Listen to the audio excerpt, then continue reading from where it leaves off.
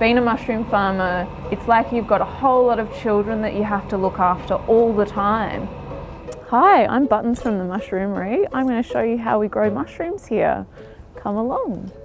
So, mushrooms are the fruiting body of mycelium.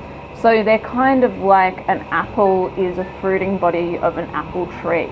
The difference with mushrooms is they're neither plant nor animal. They're somewhere in between, which is super cool. We use straw to grow on because it's what the mycelium eats and lives on. And we inoculate it with grain spawn, which is kind of like mushroom seed. So I'm starting to inoculate and I'm just spreading my grain over. So we're using buckets to try and cut down on plastic waste. It's a big undertaking washing so many buckets, but by doing that, we are saving 100 plastic bags from going into landfill every week. So that's one bucket out of 100 done today. So the next thing I'm doing today is going through the buckets in the incubation chamber looking for pinning buckets. So pinning is when the mushrooms just start to fruit. See, this little cluster has just started to poke its head out. You can even see down here, these ones have started. And so when I find the ones that are pinning, I'll just stack them up like this and get them ready to go to the next room. Many years ago, I was a bartender and a costume designer. I was feeling a little disinterested in bartending and wanted to find a new career path. And I just started growing a whole lot of veg in my backyard. And I got so hooked with growing vegetables. And then there was this little space down the side of the house. I was like, what can I grow here in this awkward little space? And somebody said to me, oh, why don't you try and grow mushrooms?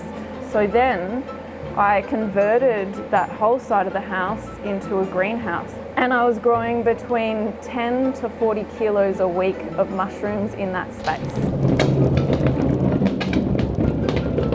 A lot of bucket lifting in mushroom farming. It's where we get our weights done. All right, we're in the fruiting chamber. As you can see, the mushrooms are fruiting out of these buckets. They just come out the little holes at the sides of the buckets. So these are oyster mushrooms. We've got tan oysters. Tans grow all year round though, they're super versatile.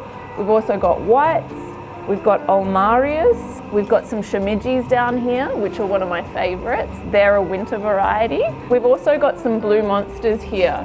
It is a little hard to tell the difference, but the blue monsters have a much thicker cap. They're a lot more chewy in texture. So a good thing to know about growing your own mushrooms is oyster mushrooms are some of the most prolific mushrooms you can buy, and you'll get the most off them and they'll grow the fastest. I sort of recommend growing tan oyster mushrooms if you're just starting out. They're the most reliable. They grow all year round in Melbourne. At home, if you're growing your own little kit, you can mimic the humidity just with a little misty spray bottle of water, and by misting your bucket twice a day. And that's all you need really if you're just growing at home. Some good ways to cook oyster mushrooms. I suppose people are really caught up on this thing with oyster mushrooms of thinking that they're just good for stir fries. They're actually super versatile. You could do anything with them, anything from stir fry to risotto, throw them in with your roast. I'm really loving them roasted at the moment until they're nice and golden brown. Or they're just really lovely sauteed with butter and garlic on toast. Being a mushroom farmer, it's like you've got a whole lot of children that you have to look after all the time, and they're very needy. So it's a lot harder to go for like a holiday or, you know. So this is our harvest for today.